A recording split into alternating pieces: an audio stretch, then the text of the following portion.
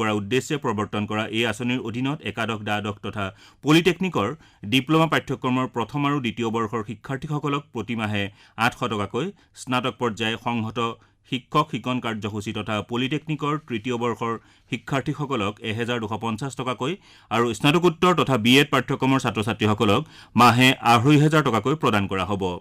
শিক্ষাৰ্থীসকলক সৰ্বাধিক 10 মাহৰ বাবে এই সুবিধা প্ৰদান কৰা হ'ব।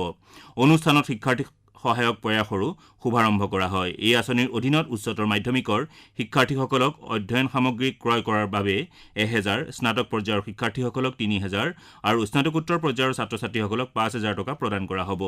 অনুষ্ঠানত শিক্ষামন্ত্ৰী ডাঃ ৰণোজ পেগু উপস্থিত থাকে। আজিৰ অনুষ্ঠানতে সাম্প্ৰতিক বানত বেয়াকৈ ক্ষতিগ্ৰস্ত শিৱসাগৰ, চৰাইদেউ, যোৰহাট আৰু গোলাঘাট জিলাৰ 793খন বিদ্যালয়লৈ প্ৰত্যক্ষ লাভ হস্তান্তৰ প্ৰক্ৰিয়াৰে আৰ্থিক সাহায্য প্ৰদান কৰা হয়।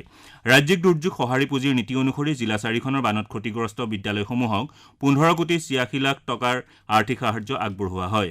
লগতে শিৱসাগৰ আৰু চৰাইদেউ জিলাৰ 21,025 গৰাকী শিক্ষাৰ্থীৰ শিক্ষা সামগ্ৰী ক্ৰয়ৰ বাবে মুখ্যমন্ত্ৰীৰ সাহায্য পুঁজিৰ পৰা 4,26,00,000তকৈও অধিক টকা সাহায্য বিতৰণৰ শুভাৰম্ভ কৰা হয়। বানত ক্ষতিগ্ৰস্ত অঞ্চলৰ ছাত্ৰ ছাত্ৰীসকলৰ বিদ্যায়তনিক লোকচান পূৰণ কৰিবলৈ বিকল্প ব্যৱস্থা কৰা হ'ব বুলি শিক্ষামন্ত্ৰী ডাঃ ৰণোজ পেগুৱে প্ৰকাশ কৰিছে।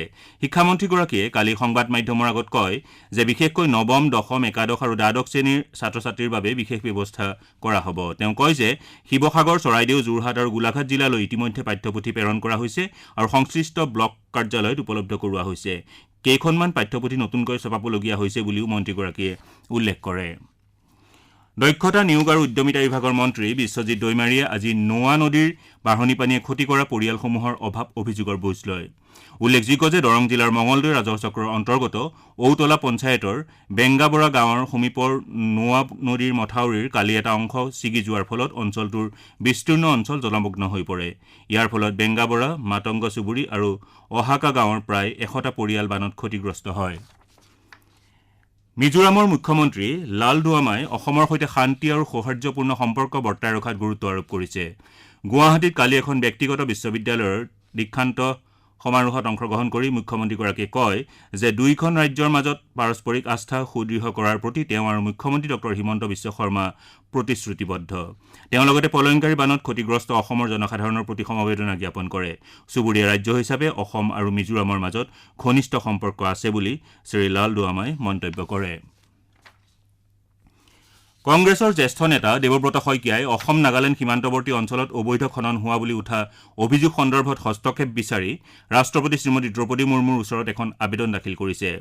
নেতাগৰাকীয়ে চুবুৰীয়া অঞ্চলসমূহত অনিয়ন্ত্ৰিত খনন, বনধ্বংস, নদীৰ তলি বাম হোৱা আৰু পাৰস্পৰিক অৱনতিৰ বাবে বানৰ সৃষ্টি হৈছে নেকি বুলি তাৰ মূল্যায়নৰ বাবে স্বতন্ত্ৰ পৰীক্ষাৰ ব্যৱস্থা কৰিবলৈ আহ্বান জনাইছে।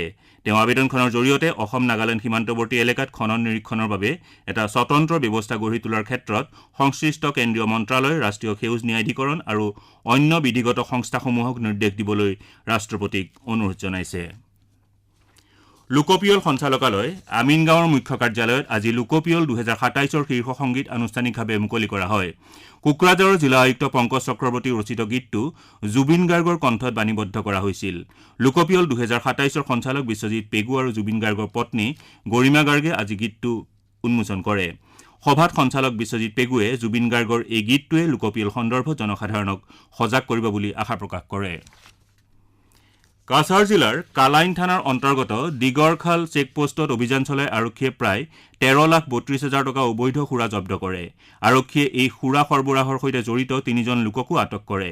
এখন ট্ৰাকেৰে লৈ যোৱা এই সুৰাৰ বটল ভৰাই অনা মুঠ 74টা কাৰ্টুন আৰক্ষীয়ে জব্দ কৰে। এতিয়াৰ আঞ্চলিক বাতৰি ইমানতে অন্ত পৰিল।